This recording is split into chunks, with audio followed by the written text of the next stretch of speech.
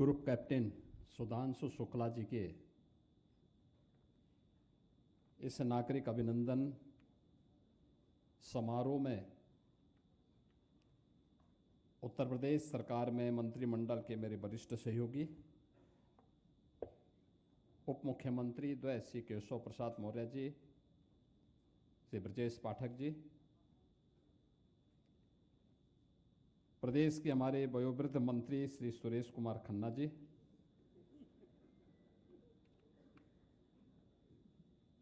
प्रदेश अध्यक्ष भारतीय जनता पार्टी श्री भूपेंद्र चौधरी जी और मंत्रिमंडल के मेरे सहयोगी विज्ञान और प्रौद्योगिकी के मंत्री श्री अनिल कुमार जी, श्री अजीत पाल जी, गिरीश चंद यादव जी, महापौर श्रीमती सुषमा खड़गवाल जी, मंत्रिमंडल के मेरे अन्य सहयोगीगण, सभी माननीय जनप्रतिनिधिगण, आज जब हम सब यहाँ पर उत्तर प्रदेश के पहले अंतरिक्ष यात्री के रूप में भारत माता के इस सपूत को, जो लखनऊ के लाल हैं और जिन्होंने अपनी प्रारंभिक शिक्षा इसी लखनऊ में प्राप्त की, ग्रुप कैप्टन सुधांशु शुक्ला जी का नागरिक अभिनंदन के लिए यहाँ पर उपस्थित हुए हैं। इस समारोह में इसरो के चेयरमैन बी नारायण जी भी यहाँ पर उपस्थित हुए हैं। उनका, श्री शुभांशु शुक्ला जी का, उनके पूजनीय माता पिता का और परिवार के सभी सदस्यों का मैं उत्तर प्रदेश सरकार की ओर से और उत्तर प्रदेश के जनता जनार्दन की ओर से हृदय से स्वागत करता हूं, अभिनंदन करता हूं।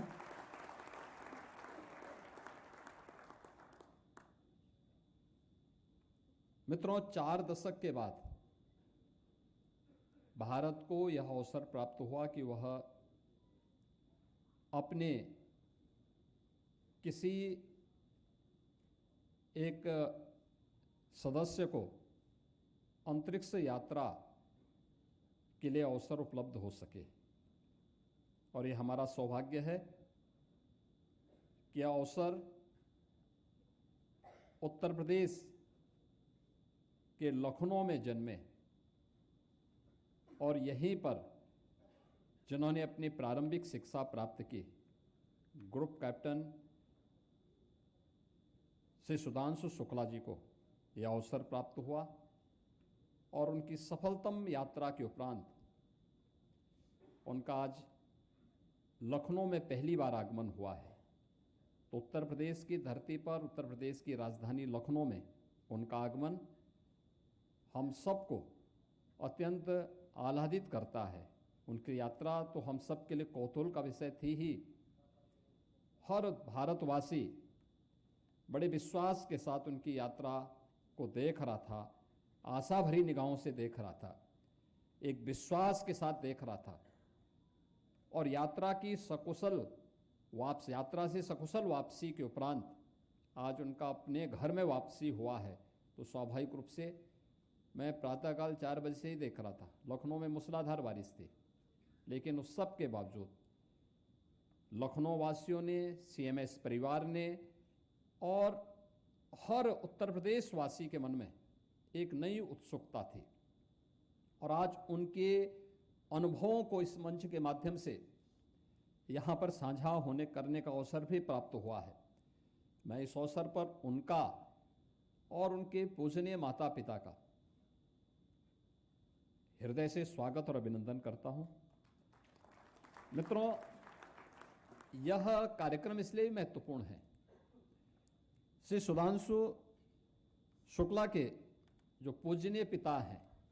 उत्तर प्रदेश सरकार के सचिवालय प्रशासन के ही अधिकारी पद से अवकाश प्राप्त किए हैं। तो सचिवालय प्रशासन और उत्तर प्रदेश सरकार के सभी प्रशासनिक अधिकारियों के लिए एक नया अनुभव भी है कि लखनऊ में उनको अवसर मिला तो लखनऊ में रह करके उन्होंने अपने पुत्र की पढ़ाई पे भी ध्यान दिया और माता पिता के संस्कार से पुत्र आगे बढ़ा, सफलता की नई ऊंचाइयों को प्राप्त किया, तो प्राप्त होने के साथ ही आज वो उपलब्धि का लाभ न केवल उत्तर प्रदेश को प्राप्त हो रहा है बल्कि पूरा देश उससे लाभान्वित होने जा रहा है। इस दृष्टि से उनकी यात्रा अत्यंत महत्वपूर्ण और आनंददायक रही है। यात्रा के दौरान मेरी इसरो के चेयरमैन बी नारायण से भी बातचीत हो रही थी और उनसे इस बारे में चर्चा हो रही थी हमारी। जब 25 जून 2025 को ग्रुप कैप्टन सुधांशु शुक्ला ने अपनी अंतरिक्ष यात्रा अपने सहयात्रियों के साथ प्रारंभ की, उसके उपरांत इंटरनेशनल स्पेस स्टेशन पर आगे क्या कुछ होने जा रहा है, आगे की क्या स्थितियां हैं, क्योंकि 25 जून 2025 की तिथि अचानक नहीं आई। उससे पहले कार्यक्रम 2-3 बार पोस्टपोन्ड हुए और उसमें भी एक उत्सुकता थी, आखिर क्या कारण है, क्यों इस प्रकार की स्थितियां हो रही हैं। और इसरो के द्वारा इन सभी बातों को नासा के साथ साझा करने,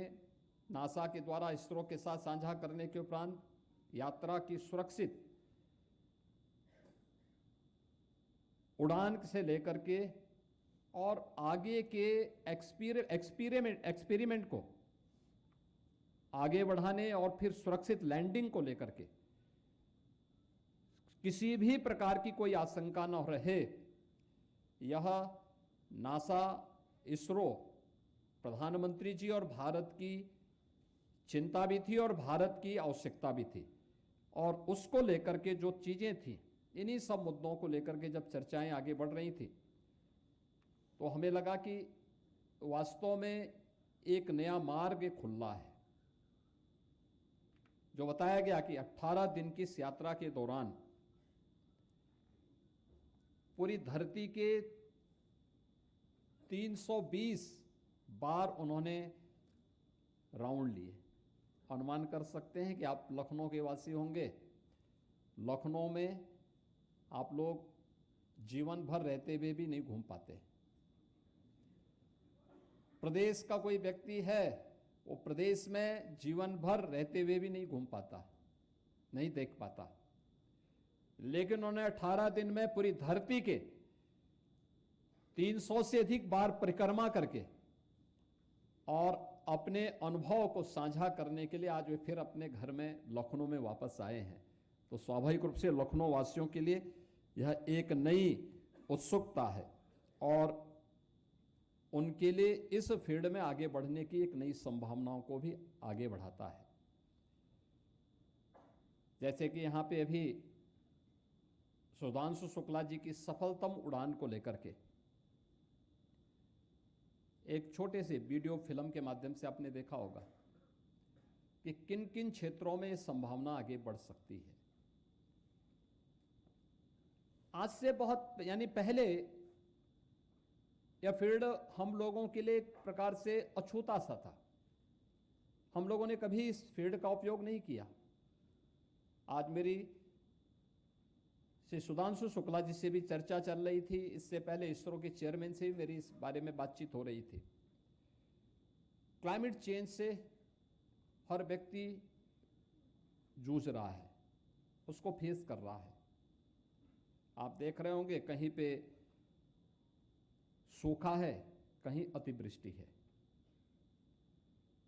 कहीं पर वर्ष भर में जितनी बारिश होती थी उससे भी ज्यादा बारिश पड़ रही है और कहीं पर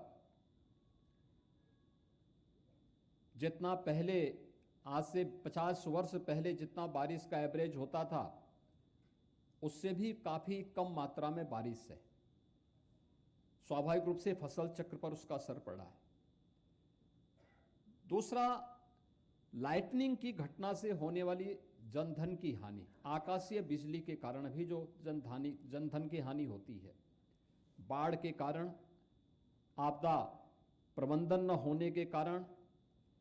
हेल्थ सेक्टर में या फिर अन्य तमाम प्रकार की वे चुनौतियां हैं जिनको लेकर के हम अगर इस फील्ड का बेहतरीन उपयोग कर सकेंगे तो हम न केवल आपदा को कम करने में सफल हो सकते हैं बल्कि एक अन्नदाता किसान की आमदनी को भी बढ़ाने में एक महत्वपूर्ण भूमिका का निर्वहन कर सकते हैं, एक नागरिक को क्वालिटी ऑफ लाइफ देने में सफल हो सकते हैं। बाढ़ हो, सूखा हो, इन सब के बेहतरीन प्रबंधन का मार्ग प्रशस्त कर सकते हैं। और इस दिशा में क्या कुछ होना चाहिए, अब एक अवसर आपके पास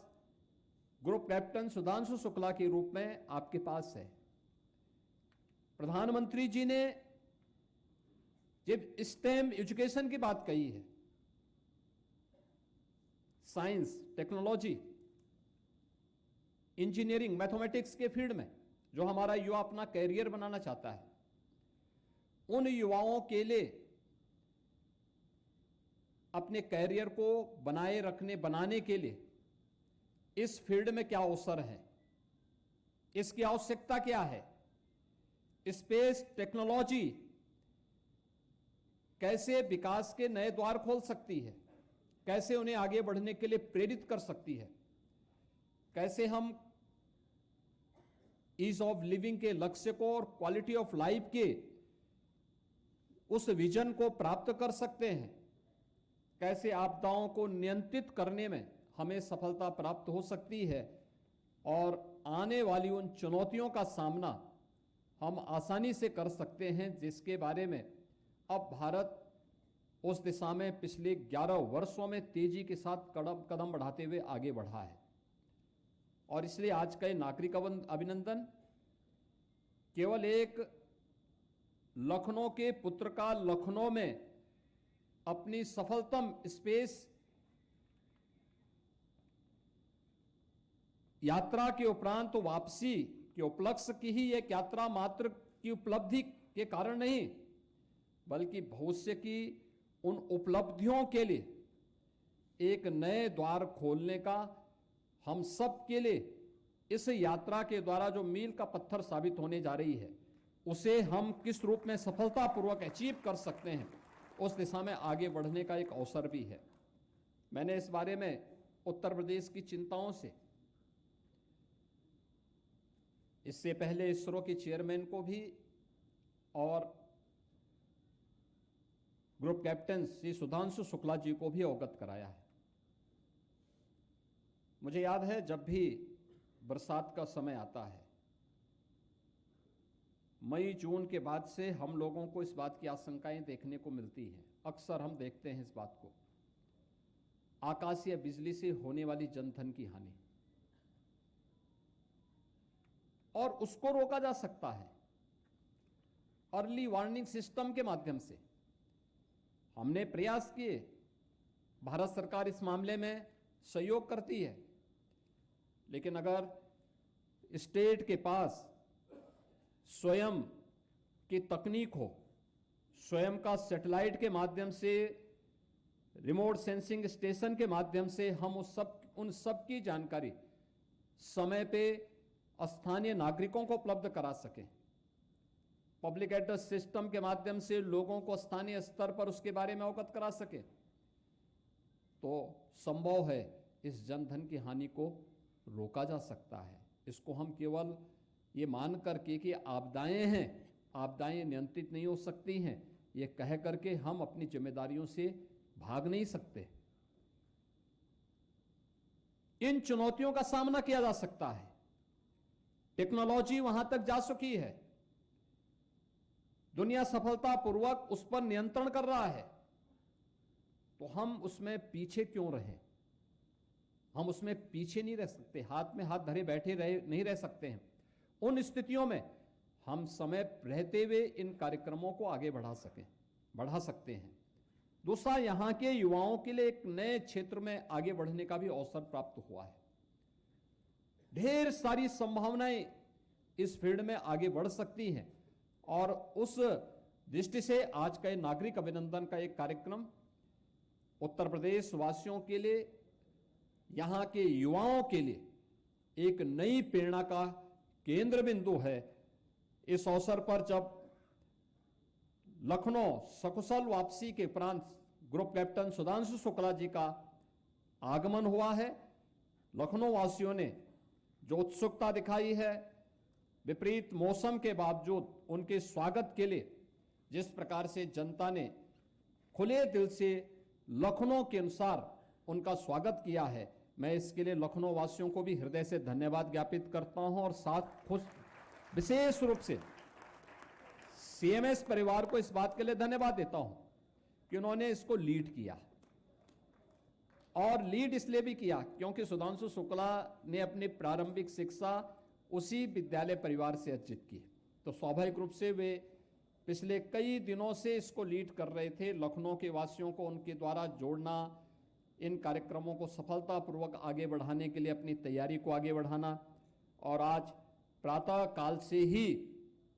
लखनऊ वासियों के साथ यह परिवार भी वहां पर उस कार्यक्रम के साथ जुड़ा रहा। आज के इस अवसर पर मैं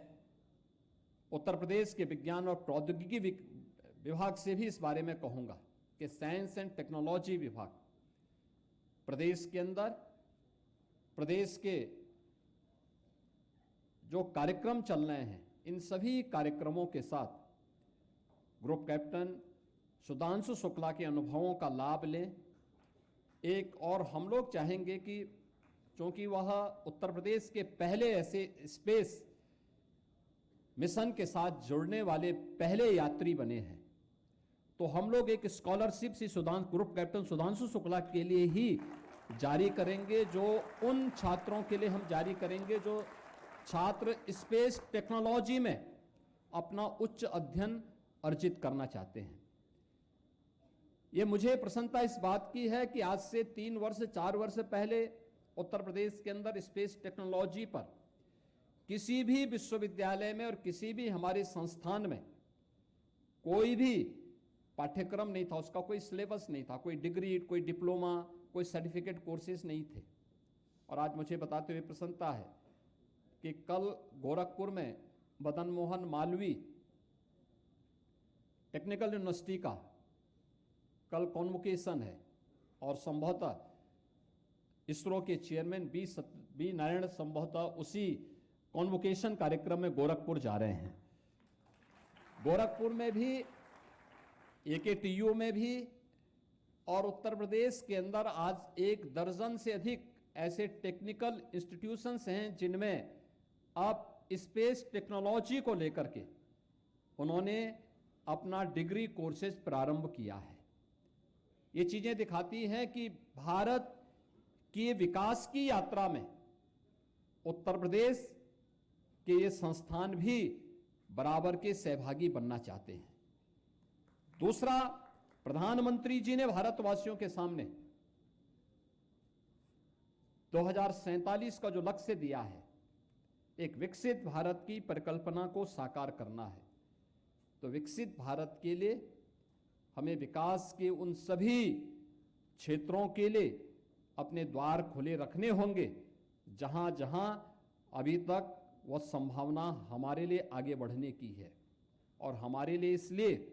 ये महत्वपूर्ण है कि ये केवल हमारे लिए आज की सफलता नहीं है, ये केवल भविष्य को आगे बढ़ने की ही नहीं है। याद करना,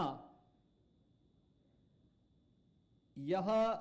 भारत की वह सफलता है जो भारत को विरासत में मिली हुई है, भारत के जीन्स का हिस्सा है। भारत की इस अभियान के साथ अगर हम जब जुड़ते हैं तो जुड़ते हैं उन अभियानों के साथ जो पहले से ही आपके बारे में, आपकी चेतना के उस उच्च आयाम के माध्यम से भारतीय मनीषा ने बहुत विस्तृत तरीके से उसे प्रस्तुत करने का प्रयास किया है। कभी आप उनको देखेंगे, उसके बारे में जानने का प्रयास करेंगे और फिर आज के इस अनुभव और इस एक्सपेरिमेंट और इस एक्सपीरियंस को एक दूसरे के साथ शेयर कर पाएंगे, तो मुझे लगता है कि उन गणनाओं में और आज की गणना में कहीं भी कोई मतभेद नहीं होगा, ये जरूर मैं विश्वास के साथ कह सकता हूं। आज के इस अवसर पर जब विरासत और विकास की इस यात्रा को एक अनंत ऊंचाइयों तक आगे बढ़ने का एक अवसर प्राप्त हो रहा है, 2027 का गगनयान के साथ 2040 के लक्ष्यों को और 2047 के लक्ष्यों को प्राप्त करने की दिशा में हम सब की भी सहभागिता उसके साथ जुड़नी चाहिए। इस विश्वास के साथ मैं आज के इस अवसर पर लखनऊ के ही सपूत और पूरे भारत के लिए जिन्होंने अभी अपनी स्पेस यात्रा के दौरान ISS के माध्यम से पूरी दुनिया की परिक्रमा कई बार करके उन अनुभवों और उन शोध को जो भारत के वैज्ञानिक इस फील्ड में आगे बढ़ाना चाहते हैं, उसके लिए उनका अनुभव एक नई भूमिका के साथ भारत को आगे बढ़ने में मदद करेगा। आज उनका लखनऊ आगमन हुआ है। ऐसे एक ग्रुप कैप्टन सुधांशु शुक्ला जी का, उनके परिवार के, उनकी धर्मपत्नी का, उनके पूजनीय माता पिता का और परिवार के अन्य सभी सदस्यों का मैं हृदय से अभिनंदन करता हूं और विश्वास करता हूं कि उनकी इस यात्रा के माध्यम से स्पेस सेक्टर में भारत के लिए, उत्तर प्रदेश के लिए एक नए द्वार खुलेंगे। इस पूरे अभियान के साथ उत्तर प्रदेश सरकार उनका अनुभव का भी, इसरो के सहयोग की भी अपेक्षा करता है और हम विश्वास करते हैं कि उत्तर प्रदेश के युवाओं को और खास तौर पर हमारी नई पीढ़ी को इस क्षेत्र में आगे बढ़ने का एक अवसर इस यात्रा के माध्यम से प्राप्त होगा। आप सबके प्रति मैं आज के इस अवसर पर इस आयोजन का हिस्सा बनने के लिए अपने ओर से धन्यवाद देता हूं। श्री सुधांशु शुक्ला और उनकी पूरी टीम के प्रति अपनी शुभकामनाएं देता हूं और विश्वास करता हूं कि 2027 के साथ ही आने वाली यात्रा के लिए और आने वाले कार्यक्रम के लिए उनके अनुभवों से हमारी नई पीढ़ी बहुत कुछ सीखेगी। इस विश्वास के साथ इस पूरे कार्यक्रम के प्रति मेरी शुभकामनाएं हैं। धन्यवाद। जय हिंद।